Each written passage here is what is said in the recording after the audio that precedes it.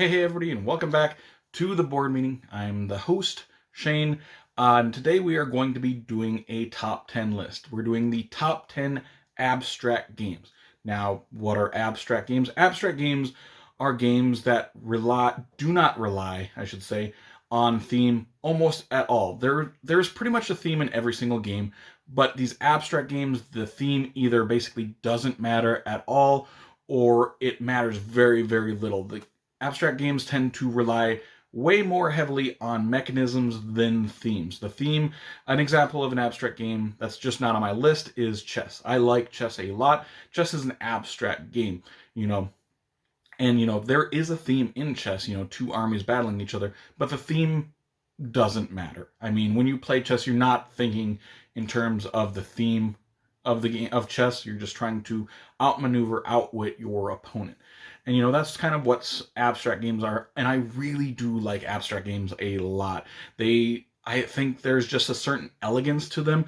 I like the head-to-head battling against other people. I mean, abstract games don't have to be one versus one. A lot of them tend to be, though. And a few of these are head-to-head games, and a few of them are multiplayer games. But I really do like abstract games. A certain thing about them that I really like. They tend to be pretty simple in mechanisms, but they really are just trying to outmaneuver, out with that opponent, and it hurts your brain in a good way when you're playing these abstract games. Now, before I get into my list, I will say this is not a top 10 abstract strategy list, which I know some people are going to be coming in and be like, this game's not an abstract game. And I'm quickly, before I get into the list, an abstract game versus an abstract strategy game. Abstract games, like I said, themeless games. Abstract strategy games tend to be games, like I said, that are abstract, but there is very little to no luck in those games. I mean, you have 100% equal ground when you're playing abstract strategy games. Like chess would be an abstract strategy game. And there's going to be games on this list that I would say are abstract strategy games, but some of them, there is a tiny bit of luck, which would sort of disinclude them from the abstract strategy tier of that, because there is some luck. I mean, depending on, like, some will have some dice or different setup where it might give one player a little tiny advantage. Some have card draw, which is going to change the game in a certain way. But abstract strategy games is basically perfect knowledge of everything that is on the board. There's no hidden information, stuff like that. So I just wanted to say that because I know some people are going to be in the comments saying, no, this does not belong on this list. So yeah, this is top 10 abstract games. And before we get into it, I'm going to do 2 honorable mentions because I really wanted to have more games on this list. This was hard to break this down into just 10 games. I really debated doing a top 25 of this because I like so many abstract games, but I didn't. And just 2 games quickly that I just kind of want to mention that I really like is Nova Luna and That Time You Killed Me. I like both of those games a lot. They were just on the outskirts of this list. Also, chess was probably in my top 15 as well. I do like chess, but yeah, just didn't quite make it into the top 10. So let's now begin finally with the top 10. And we're starting with number 10. Number 10 is probably my favorite looking out of all of these games. This is Dragon Castle. Dragon Castle is like Mahjong, and where you are actually, there is a central board that has all these Mahjong tiles on them. And on your turn, you're going to be basically dismantling the big giant pile of Mahjong tiles and putting them onto your own player board, building up your castle. Now, Mahjong is a very popular game, and one of the reasons why is because Mahjong looks beautiful. The tiles are beautiful, the illustrations on them are beautiful, their tiles are really chunky, they feel good to hold. And in this game, you're going to be dismantling that board to making your own castle. And, I do like the gameplay of it, but the actual, like, building that castle of your own is really fun. It looks really gorgeous when you start building up your own castle and you're trying to get a bunch of the same types of tiles next to each other to kind of make a set, and you're going to score points from them. You're going to be putting these spires, I believe they're called spires, there's these toppers on them, and you're just basically building a giant castle of yours. And it's really interesting to see this bigger area of tiles getting dismantled by all of the players while your castle is starting to grow and build. And it is probably my favorite looking out of all these games on here. Even though I guess I would say I like the look of all of these games, but this is probably my favorite one out of those for as far as aesthetics. So number 10 is Dragon Castle. Going to number 9. Number 9 is a game that does involve dice. This is Noctiluca. Now, Noctiluca, at the beginning of each round, there's 2 rounds. You're going to be rolling all of these dice and putting these dice in certain like quadrants of this board. And after you've done that, then everybody is going to basically have like a worker placement action that they're doing. They're going to place their pawn on the outside, and they're going to either take dice going in 2 different directions in straight lines. And you're going to say, well, I'm going to take all the dice of all the 4 dice, the number 4 dice, and you're going to take all the dice that have a number 4 on them in this row. And then, you could be taking orange dice, purple dice, green dice, blue dice, and you're taking those and trying to basically fulfill these contract cards that you have. You're trying to get, you might have a contract card that's got, you need 2 orange and 2 blue on here. And so you're trying to fulfill that contract card. If ever you take dice that you can't put on one of your cards, it kind of overflows and goes to other people. So you don't want to get too many of dice that you don't need, because you're going to be giving other players more dice for them to fulfill their contracts. And you can't not choose to take a die on your turn. If you're like, I need all of these ones, but I don't want to take this one. So if it's a 4 and you take all the 4s, you can't not take one of the 4s. And it's a really fun game, one that's been in my collection for a while, one that's going to be staying in my collection for a while. So yeah, number 9 is Noctiluca. Going to number 8. Number 8 is the game that I've played most recently as far as reviewing it. I reviewed it last month. This is Mythic Mischief.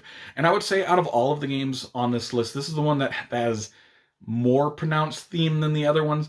In this one, you are playing as an asymmetric faction, basically. And I think you're students in this one, and there's this tome keeper that is moving around the board, and you're trying to get the tome keeper to run into the other player's students and capture them, basically. And how you're doing that is moving around the board, maneuvering the walls of the board to make the tome keeper take different paths, hopefully leading them to the other players. All the factions are slightly asymmetric, not crazy asymmetric, but slightly asymmetric. And there's just a lot to think about on your turn, even though it's very simple rules, but you're like, how can I maneuver this board? How can I change the state of the board in order to capture the opponent's pieces and have that tome keeper go through them? And it's a beautiful looking game. It's one that looks less than like an abstract game than the other games on this list. But you could replace all the pieces on here with like wooden pieces and it wouldn't matter, because it is just an abstract game, an abstract strategy game for this one, actually. Because, yeah, perfect information. So, yeah, number 8 is Mythic Mischief. Going to number 7. Number 7 is a game that is probably the most popular game on here. It blew up when this game came out. This is Azul. This is a tile-taking game, a tile drafting game, where at the start of each round, you're going to have 4 tiles on each of these circular boards. And on your turn, you can draft tiles from one of these boards or the center area. If you take tiles from one of the circular boards, you take all of the same color and put them into rows on your player board where it fits. And all of the other tiles that were not that color go into the center area. And other people can take tiles from the center area and put them on your board. So you have a choice when that comes. And this is a drafting game that can be very mean or can be very friendly. I've played it both ways. I've played it with my family, which is very, nonchalant. And I've played it with gamers who are like hate drafting against you. You're like, okay, I could take these tiles, which are going to be okay for me, or I can take these ones, which I don't really care for at all, but they're going to force you to take these tiles, which you're going to have a ton of overflow for those tiles, for those rows, and those are going to be all negative points for that person. So, you have a choice. You're going to be hate drafting or drafting sort of for yourself in that game. Great game, though. Very popular. Number 7, Azul. Going to number 6. Number 6 is a card game, an area control sort of game. This is Mandala. Now, you have cards in your hand that are different colors. On your turn, you're going to play cards in either one or two, or either of these mandalas that are in front of you. And when you play cards, you can either put your cards in the center area or on your side of the mandala. If you play a card in the center area, you get to draw more cards. If you play cards on your side, you can play as many of that color that you want. And you sort of want the most cards on your side because you're trying to control these mandalas. Because as soon as there's 6 colors in those mandalas, you're going to score those mandalas. And how you do that is whoever's got the most cards on their side gets choice of first color in that section, middle section, which could be, you know, a few different cards. So if you've got 3 different colors in that middle area, and there's 3 of this one color and 2 of this other color, and then another one, whoever's got the most card when that mandala scores, you're going to choose which of those colors you want. You're probably going to take the one that's got three cards in it, and you're going to score those ones, and then the other person gets the second choice, and then it comes back to you, and then you get that last one. It's a really fun area control sort of game. I think it looks really nice. There's not actually a board. It's this little cloth that you're playing on, which is nice. It adds to that abstractiness of it. I think it just looks beautiful out there. There's a lot to think about. There's a lot of twists and turns because you're like, okay, I'm probably going to win this mandala, and then this person all of a sudden plays 4 of this particular color, and you score that, and they take the lead in that particular mandala. Great game. Number 6, Mandala. Going to number 5. Number 5 is a game that a lot of people really, really like. It's very similar to chess. This is Onitama. On Onitama, you have 5 pieces on your side of your board, and there is 4 regular pawns and then 1 master pawn. And you are trying to either capture the other person's master or get your master into their dojo area to win the game. And how you maneuver your people is you have 2 cards on your side of the board. And these cards dictate how your pawns and people can move through on your turn. So you're going to use one of these cards to use that maneuver action. And then you're going to take that card and it goes into the middle. You take whatever card was in the middle and it comes to you. So in this game, you're going to be constantly moving around people. You're constantly swapping these cards. You can see exactly where the opponent is moving, how they can move, where you're safe, where you're in jeopardy. You can try to trap your opponent. And it's a great game. I've played this game probably well over 100 times now over the last several years. It's a very easy one to break out. I've shown a ton of people it. A ton of people really like it. I've had a bunch of people buy it after we played it. So number 5, Onitama. Going to number 4. Number 4 is a bag building sort of game. This is War Chest. In War Chest, you're going to have different soldier types, basically, which are these really nice chunky discs, and each of these discs are going to have a certain power, a certain way they are going to maneuver around the board. You're trying to capture different areas on this board, different certain sections, and on your turn you can place out these pieces on the board, but once you have a piece out on the board, you have to then eventually discard other pieces to maneuver that piece or use that piece's ability, because all the pieces have special abilities, have a certain way they're moving, have a certain way they're attacking the opponent. And you're also going to be adding more soldiers into this bag, because each round you're going to draw 3 of these tiles, and there is a bit of luck in this one, depending on how you're drawing your tiles, which things are happening throughout the game. It's a great game, one that I really like. It's beautiful out on the board. I love the different abilities of all of them. It makes for the game to have a ton of variability. There's different expansions with a ton more of the different types of soldiers that you can add to your bags. Great game. Number 4 is War Chest.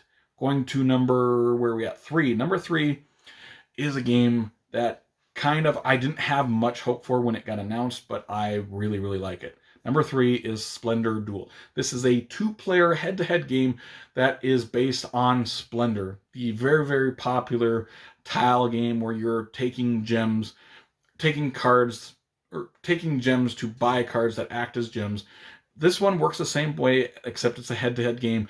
And in this one, you are taking gems that are on this grid area, and you have to take gems that are in straight lines of each other, and there's certain other rules. There's certain cards that you can get special abilities for, and I feel like there's a lot more to think about in this one compared to Splendor.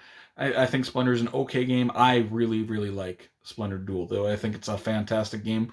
If you own Splendor, I would definitely and you like it, I definitely recommend trying out Splendor Duel. So yeah, number 3 was Splendor Duel. Going to number 2.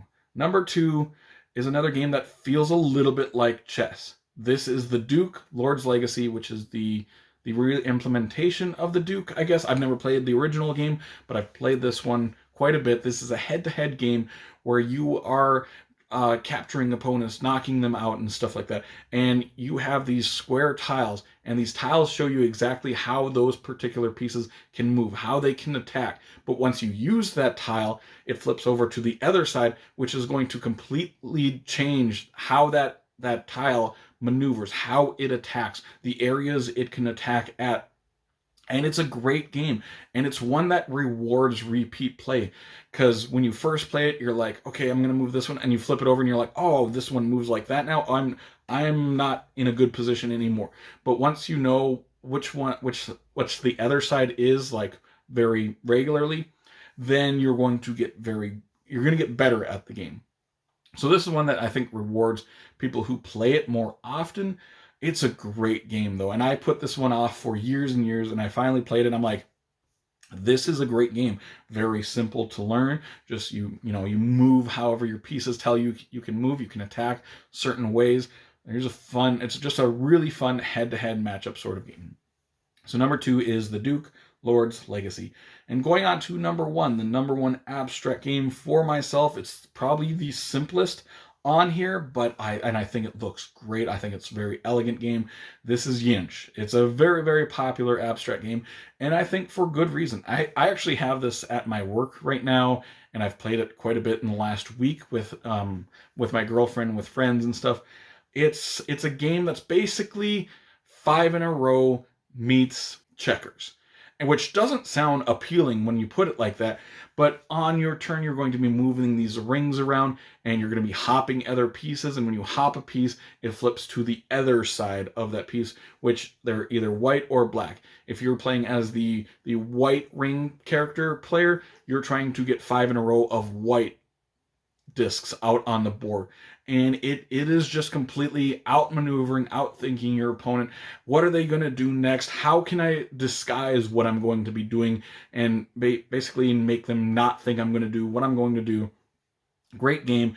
And when you do score one of the 5 in a rows and you need 3 to win, is you take one of all the things that you scored off the board and you lose one of your rings, and you use that as the score marker, which makes for a very cool way for the game to sort of help out the player that is losing. And if you have less rings on the board, it's going to be harder for you to maneuver around, get in the right positions. So it's a great catch-up mechanism. There's not many games that I would describe as a perfect game.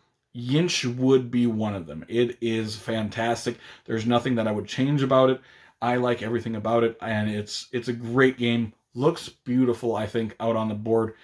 So yeah, number 1 is Yinch. And that is my top 10 abstract games. Make sure to comment down below, what is your favorite abstract games? I like so many of these games. There's no wrong answer for these. I really should have made a top 25 now that I'm really thinking about it, because there's so many games that I didn't get to mention for this list that I really, really like. I really like the thinkiness and the simplicity of abstract games, actually, but how you're trying to outthink other people. It's great. So yep, that will complete this list. Make sure to comment down below. If you did enjoy this video, make sure to like and subscribe to see more weekly content from me, Shane, at the board meeting in the future. Hope you all have an amazing day. Take care.